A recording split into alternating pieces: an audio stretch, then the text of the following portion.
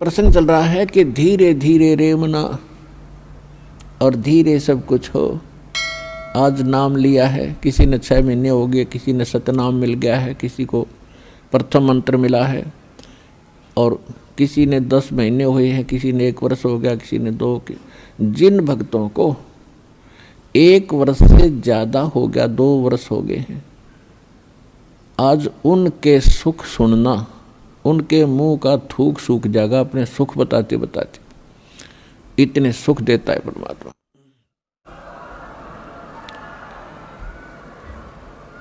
और कुछ अनजान कहते हैं जी मैं 4 बार आ लिया, गण्या कोई लाभ सा विशेष नहीं हुआ।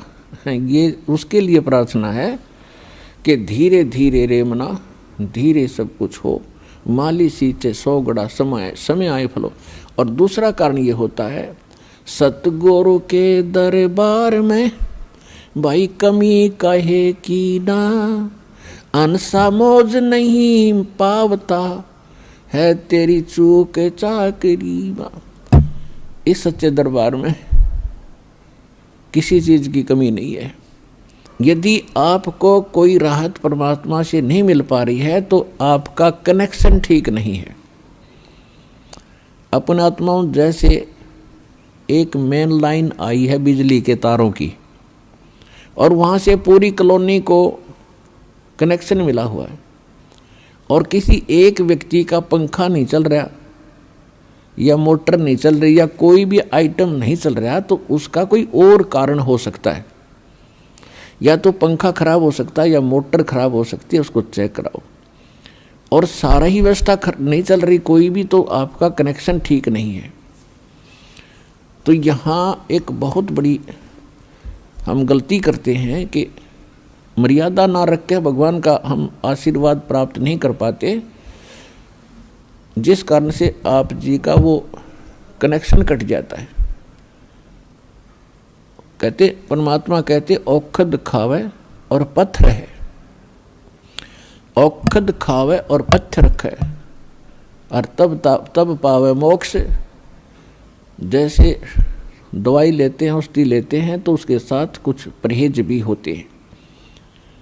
तो इस मार्ग में परहेज कंपलसरी है, परमात्मा के इस मार्ग में। और परहेज वही हैं जो हमने वैसे ना करने चाहिए। बीड़ी, शराब, मांस, तम्बाकू, अन्य देवताओं की पूजा, ये तो वैसे ना करनी चाहिए। बताओ और परहेज क्या है? तो इस करके ये तो अवश्य रखने ही पड़ेंगे यदि आपने भगवान से लाभ लेना है और मोक्ष प्राप्ति करनी है। तो कहने का भाव ये है कि नाम जिन्होंने ले लिया, धीरे धीरे सब काम होंगे। थोड़ा समय दो दाता को, इतने उतावले ना हो। जैसे एक कहता है जी मैंने नाम लिया, मेरा सारे सुख हो गए, तो इसके। और दूसरा कहता है जी मैं 4 बार आ चुका हूँ, अभी तक विशेष राहत मिली नहीं है। पुणात्माओं, ये परमात्मा का मार्ग है, इसके लिए आपने ये ध्यान रखनी पड़ेंगी जो बातें दास बता रहा है। अब जैसे किसी का कोई रोगी है और उसको एक्सीडेंट हो गया किसी का, और उससे ब्लड निकल रहा है, रक्त, और उधर से टांग टूट गई, उस पीड़ा भी बहुत घनी हो रही है। तो डॉक्टर सबसे पहले उस स्थान को ऑपरेशन या किसी कारण से ठीक करेगा जहाँ से ब्लड निकल रहा है। अगर उसका ब्लड निकल गया तो नाश मृत्यु हो जाएगी। और वो उस तरफ ध्यान नहीं देगा कि टांग टूट रही है और ये रो रहा है, चिल्ला रहा है कि मुझे पीड़ा है। डॉक्टर इलाज भी कर रहा है और वो ये सोच रहा है कि डॉक्टर का ध्यान को नहीं, मैं मर गया, मेरी तो टांग टूट गई। लेकिन डॉक्टर पागल नहीं है। डॉक्टर पहले देख रहा है कि ये करना आवश्यक है, ये टांग तो बाद में जुड़ जाएगी, इस तरह मरा नहीं गा ये। तो इसी प्रकार आपके जिन्होंने दीक्षा ले ली है और जिनके ऊपर कोई ऐसी आपदा आनी है कि आपकी मृत्यु होनी हो, तो पहले परमात्मा उस मृत्यु को रोकेगा। बाकी संसारिक सुख तो फिर आपका ढेर लगा देगा, आपका जीवन एक्सटेंड हो गया था। तो इस बात को आप ध्यान रखना। यह कोई बालकों का लेख नहीं है और इतने एक मनुष्य जीवन का मिलना हंसी खेल नहीं है। एक सांस भी मनुष्य जीवन की मिलना आपको बालकों का खेल नहीं है। और ये आपको 100-150 वर्ष एक्सटेंड कर देता है ये परमपिता ये पूर्ण परमात्मा है।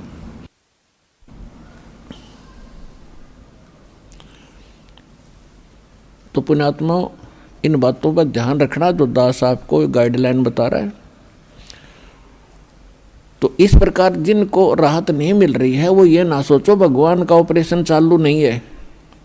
आपके उन संकट निवारण के लिए परमात्मा उसी दिन सक्रिय हो जाता है जिस दिन आप इस ज्ञान को पढ़कर या ज्ञान को सुनकर और हृदय से पुकार लेते हो, परमात्मा हम आपके हो लिए, आपके बगैर मुझे कुछ दिखाई नहीं देता है। और कब बुलाओगे उसी दिन से परमात्मा आपको अपना मान लेता है, क्योंकि ये आत्मा का साथी है, आत्मा इसका अंश है। चाहे वो किसी धर्म में है, चाहे किसी मजहब में है, या किसी प्राणी के शरीर में है, कुत्ते गधे सूअर के शरीर में है। तो ये परमात्मा उसी दिन से आपको स्वीकार कर लेता है यदि आप हृदय से पुकारते हैं। और जिस समय नाम ले लेते हो फिर तो बातें खत्म हो जाती है कि आपके कोई सुनवाई ना हो या आपके संकट दूर ना हो। उसके लिए यही कारण हो जाता है कि परमात्मा पहले वो संकट टालेगा जो तेरी जान को जोखिम करेंगे। आपको जीवन एक्सटेंड करके फिर धीरे धीरे तेरे सारे आपके सभी कार्य, आवश्यक कार्य जो होंगे सारे ठीक करेंगे। देखो ये भक्ति मार्ग है। यदि आप यहाँ आते हो बरवाला आश्रम में तो आपको सबसे पहले ये उद्देश्य बनाना होगा कि मुझे मोक्ष चाहिए।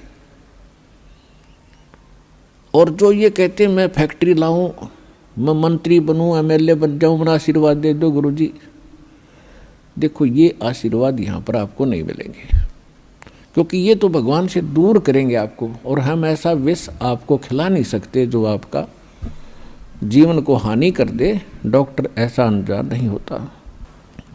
इसका कारण ये है कि जैसे कोठी बंगले आपको दे भी देगा भगवान, तो आप परमात्मा से कोसों दूर होगे। और फिर क्या बताते हैं, सर्व सोने की लंका थी वो रावण से रणधीरम, एक पलक में राज विराजीव जम के पड़े जंजीरम। सारी सोने की लंका बख्श दी थी उसको, सारा लंका सोने की बनाए बैठा था। और उस समय तो कई कई हजार, 20-20, 30-30 हजार वर्ष की उम्र होती थी। तो उसने त्याग को सोचना कोई बड़ी बात नहीं थी, कभी ना मरूं, 30-40 हजार वर्ष जीऊंगा, क्योंकि सतयुग में लाख वर्ष की आयु होती है। और त्रेता में भी स्टार्ट के अंदर 40, 50, 30 और लास्ट में कम हो जाती है। तो रावण के मन में ये खरपतवार पैदा हो जाना, क्या भी नहीं मरूंगा, ठाठ तो कोठी बना ली, दो कोई मंजिल की अटारियाँ बना रखी हैं। जैसे आजकल ये 20-20, 30-30 मंजिल के बनाते हैं मकान, वो तो 100-100 मंजिल के बनाए बैठा था, 200-200 के, इतना कुबद्दी था। और सारे सोने के, ईंट और गारा सोने की, लिपाई सोने की। और उसने भी ये सोच रखा था भी नहीं मरूं, ऐसा बक्कल उतरा, सह परिवार नष्ट हो गया। तो कहने का भाव ये है, परमात्मा कहते हैं कि क्या मांगो कुछ थिर न रहाई, ये देखत नैन चला जग जाई, 1 लख पूत 1.25 लाख नाती, उस रावण के दीवान बाती। परमात्मा कहते क्या मांगो, हमें बताते हैं कि क्या मांगोगे। रावण जितने धनी भी नहीं हो सकते, और ऐसे शक्तिशाली सिद्धि युक्त भी तुम नहीं हो सकते। और उसकी क्या दुर्गति हुई, और क्या मांगना चाहिए परमात्मा से। भक्ति दान गुरु दीजियो देवन के देवाओ, जन्म पाया भूलूं नहीं करहूं पद सेवा हो। और फिर क्या मांगे, साईं इतना दीजियो जा मैं कुटुंब समाए, हम भी भूखे न रहे अतिथि न भूख हो जाए। इससे अधिक मांगने की आवश्यकता नहीं भगवान से। अब परमात्मा ने सारा पता है कि इस बच्चे को क्या आवश्यकता है और कौन सा देना वस्तु देना अनिवार्य है, और कौन सी वस्तु ये मांग रहा है इसके लिए ये फायदेमंद है कि नहीं। जैसे डॉक्टर के ऑपरेशन यानी उपचार के अंदर रोगी ने अपनी नहीं चलानी चाहिए, डॉक्टर की ही चले, जब डॉक्टर होगा तो सही वो।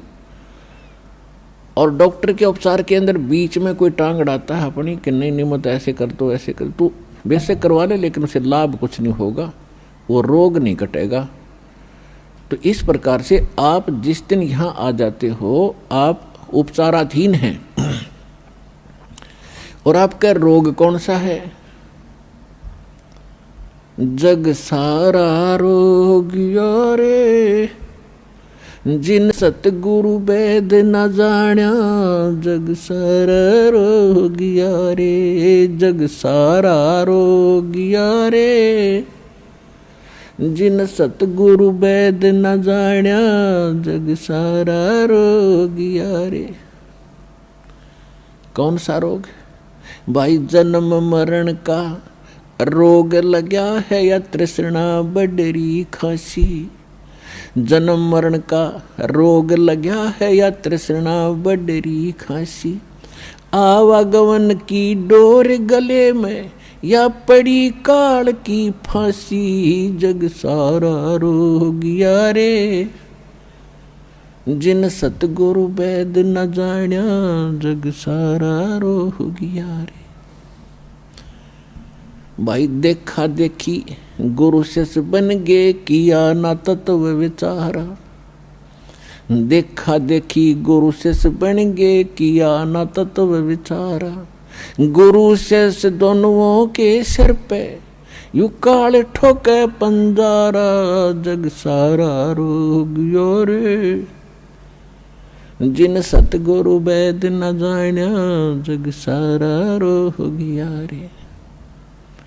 भाई साचा सतगुरु कोई न पूजे, इन झूठों जगपतियासी, साचा सतगुरु कोई न पूजे, इन झूठों जगपतियासी, झूठ अंधे की बा गई अंधे ने, ये मार्ग कौन बतासी, जग सारा रोग यारे, जिन सतगुरु वेद न जाण्या, जग सारा रोग यारे।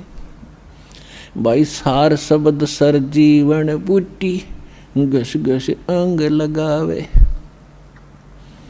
सार शब्द सर जीवन बूटी, घस घस अंग लगावे, कहे कबीर तुम सतकर मानो, ये जन्म मरण मिट जावे, जग सारा रोग यारे, जिन सतगुरु वेद न जाण्या, जग सारा रोग यारे।